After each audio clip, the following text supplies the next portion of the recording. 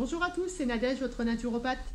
Alors, je voulais vous faire une vidéo aujourd'hui, évidemment en lien avec ce qui s'est passé mardi soir, ou lundi soir, je ne sais plus d'ailleurs. Je donne tellement peu d'importance que j'ai oublié la date. En tout cas, ce qui est très important, le premier message que je voulais vous partager, qui me semblait important de vous partager, c'est qu'il faut rester calme, ne pas être dans la peur, continuer à se détendre, continuer à vivre, continuer à rire, continuer à se faire plaisir, continuer à être ensemble, puisque c'est ça l'important. Je ne porterai, comme toujours, aucun jugement pour les gens qui sont vaccinés ou pour ceux qui ne le sont pas. Pour moi, il n'y a pas de complotisme, d'anti-vaccin ou de pro-gouvernement. Tout est une question de liberté et de gestion de son corps. Chacun fait ce qu'il veut, comme il le veut. Ce que je voulais vous apporter aujourd'hui surtout, c'est de ne plus être dans la peur et d'arrêter de juger toutes les personnes qui sont autour de vous. C'est ça l'important. Chacun est libre. Chacun est libre de faire ce qu'il souhaite. Maintenant, que vous ne soyez pas encore vacciné et que vous souhaitiez prendre le vaccin, que vous ne soyez pas vacciné et que vous ne souhaitez pas vous faire vacciner, je souhaitais partager aujourd'hui quelques petits trucs que j'ai déjà donnés de nombreuses fois pour prendre soin de votre immunité. Parce que vous receviez le vaccin ou pas, il est important de prendre soin de votre immunité, et ce, quelle que soit la date dans l'année, puisqu'on dit toujours qu'il faut prendre soin de son immunité en hiver, ou en tout cas avant l'hiver. Eh bien non, on prend soin de son immunité toute l'année. Donc quelques petits rappels s'imposent, quel que soit votre statut. D'abord, ne pas être dans la peur. Lorsque vous êtes dans la peur, vous diminuez votre immunité. La même chose lorsque vous êtes dans le stress. Si vous êtes stressé en permanence, vous êtes sous plusieurs hormones, notamment une très connue qui s'appelle le cortisol, qui met à mal votre immunité. Lorsque vous êtes dans la peur, de la même manière, vous êtes sous cortisol et vous mettez à mal votre immunité. Alors, comment je peux faire pour prendre soin de mon immunité sans que forcément ça me coûte de l'argent? Parce que c'est ça aussi le but de tous ces conseils, c'est qu'on n'est pas forcément dans l'obligation de dépenser de l'argent. Donc tout d'abord, vous l'avez bien compris, on essaye d'apprendre à gérer ses émotions, et pour ça on peut se faire aider si c'est nécessaire. Il y a une tonne de choses sur YouTube, autant que les réseaux sociaux nous apportent quelque chose. Ensuite, ce sera l'alimentation, bien entendu. Plus on va manger sainement, plus on va manger naturopathiquement, c'est-à-dire des fruits, des légumes, des protéines, animales ou végétales. Là aussi, pas de jugement, on a besoin de tout manger et surtout on a besoin de protéines. Vous vous souvenez, je lis toujours. On peut manger un petit peu de céréales si notre microbiote nous l'autorise. On peut se faire plaisir et on peut aussi, puisque c'est la saison, se faire des sorbets maison avec des fruits surgelés où on mangera de la glace qui va nous rafraîchir et qui nous fera du bien. On évite d'ailleurs, et c'est très bien vu les annonces faites, d'aller surconsommer, d'aller justement dans ces grandes surfaces, d'aller dans ces centres commerciaux. Faites vous-même votre alimentation, votre cuisine. Prenez plaisir à le faire, prenez le temps de le faire. Et c'est possible même si on travaille, même si on a des enfants, il suffit de consacrer 1 à 2 heures le mercredi ou le samedi et vous êtes capable de vous faire à manger correctement. En sachant que nous sommes dans une très bonne saison où faire des salades, faire des gratins rapides, des wok, etc. Enfin, on a beaucoup plus d'idées, beaucoup plus de légumes, beaucoup plus de fruits, beaucoup plus d'épices en cette période pour se faire des jolies assiettes Picasso qui nous donneront envie de manger. Et on mange toujours dans le calme, sans stress, pour mettre en exergue son système parasympathique qui va nous aider à digérer.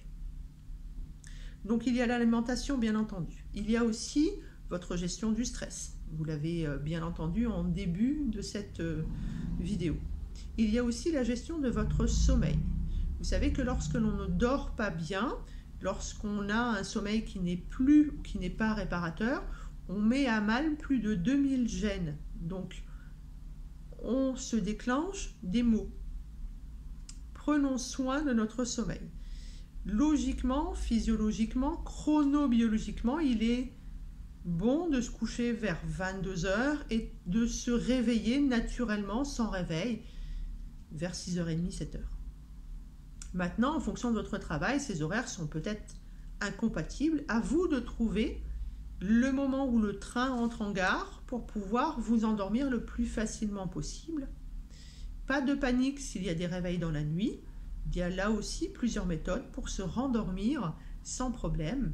Je pense par exemple à la respiration, bien entendu, à la pensée positive, mais aussi à Ho'oponopono, comme vous le souhaitez. Tout ce qui vous branche, ça peut être allumer la radio, faire des exercices calmes et doux. À vous de voir ce qui vous convient.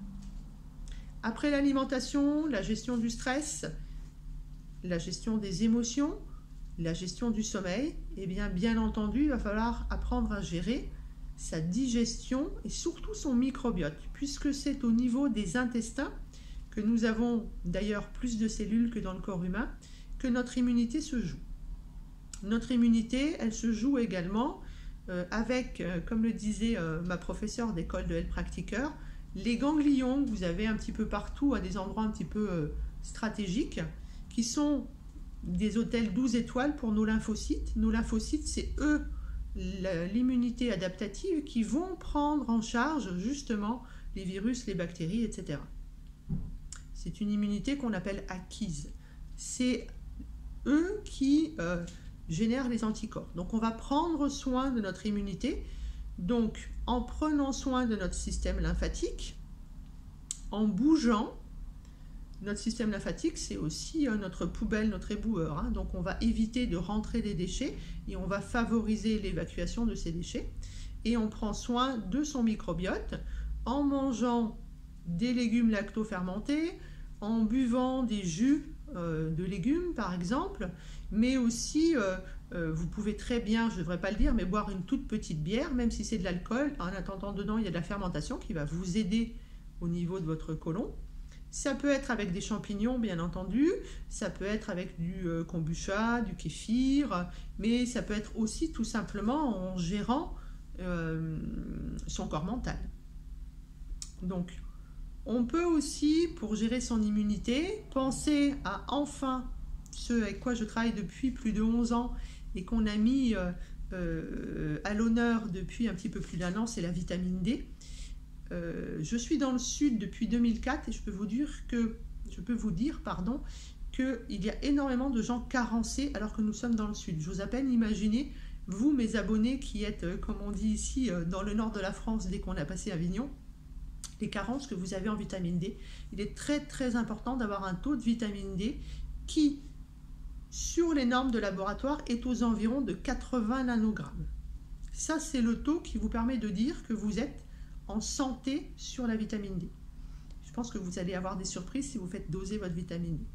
Si vous n'avez pas de dosage de vitamine D, que vous souhaitez en prendre, c'est tout à fait possible, en phase d'attaque, puis en phase régulière, et vous ferez un bilan après. S'il y a trop de vitamine D, comme c'est une vitamine liposoluble, eh bien, elle va rester un petit peu dans le foie, et si on n'en a plus besoin, eh bien, on la pissera. Donc il n'y a pas de risque à être en trop de vitamine D. Il faut savoir que la vitamine D a besoin de magnésium, mais aussi de vitamine A pour être assimilée correctement. Donc, bien gérer l'alimentation pour avoir assez de vitamine D, de vitamine A et de magnésium, et prendre un complément alimentaire si jamais c'est nécessaire. On parle, et on a parlé beaucoup aussi du zinc, un oligo-élément très important, où on a fait prendre aux personnes qui avaient le Covid 40 mg de zinc par jour, ce qui nous a permis en fait d'être moins touchés par les conséquences de ce virus. Donc voilà deux choses qui sont très importantes. Là-dessus, vous pouvez rajouter toutes les plantes qui vont prendre soin de l'immunité. Moi, je travaille beaucoup avec les champignons parce qu'ils sont immunomodulants. Et comme on a dans notre société de plus en plus de maladies auto-immunes, il est quand même bien plus sain de faire attention de ne pas booster une immunité s'il ne faut pas. Si je ne pars pas avec les champignons, vous pouvez partir avec de la propolis, par exemple, quelque chose d'extraordinaire. Ça peut être de l'échinacée, mais ça peut être aussi des tisanes. Vous pouvez prendre de la tisane de thym, par exemple.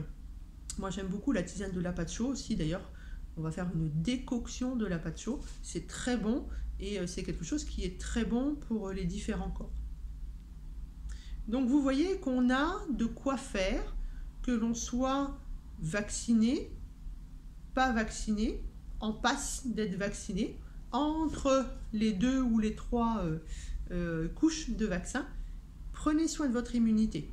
Plus vous prenez soin de votre immunité, moins vous aurez d'effets secondaires, que ce soit en attrapant le Covid ou en étant vacciné, puisque vous savez que le vaccin, quel qu'il soit, là aussi j'ai pas envie de m'attarder là-dessus, c'est du virus atténué. Donc le but c'est de créer des anticorps. Qui est-ce qui crée les anticorps? C'est votre système immunitaire, donc vous allez prendre soin de votre système immunitaire. Pensez à boire régulièrement, et donc gestion des émotions, gestion du mental, gestion du sommeil, gestion de l'alimentation, plus ou moins des tisanes, plus ou moins des plantes, plus ou moins des oligo-éléments si on a besoin. Cuivre, or, argent par exemple en oligo-éléments, ça fonctionne très bien aussi. Mais il peut y avoir plein de choses, et surtout, voilà, vivez dans le présent, ne répondez pas au bluff, ne répondez pas à la peur, prenez soin de vous. S'il est nécessaire de faire une séance de relaxation, rapprochez-vous de quelqu'un qui fait des séances de relaxation, peut-être de la méditation, peut-être de l'hypnose, peut-être quelqu'un qui vous conseillera par exemple de prendre du magnésium avec des vitamines B, peu importe. En tout cas, prenez soin de vous, ça c'est très important, quel que soit votre statut. Arrêtez de vous diviser, arrêtez de vous cracher dessus.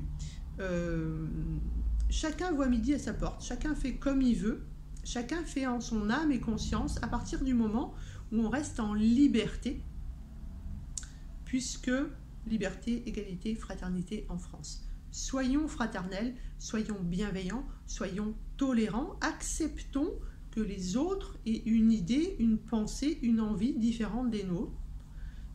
C'est ça, le vivre ensemble. Si vous avez besoin, je suis disponible. Et de nouveau, je le répète, sur cette période qui va du 15 juillet au 15 août, comme l'année dernière, pour chaque soignant qui souhaitera me consulter, j'offrirai 20 minutes de détente, de relaxation ou de soins particuliers à cette personne.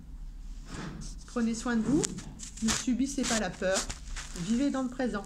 À bientôt.